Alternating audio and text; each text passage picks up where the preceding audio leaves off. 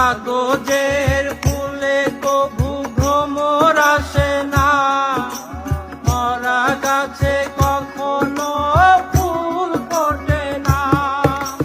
কলমের কালি যদি পুড়িয়ে যায়, জীবনের খাতা শূন্য থেকে যায়।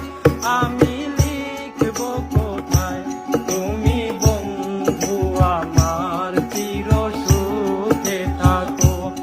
আমি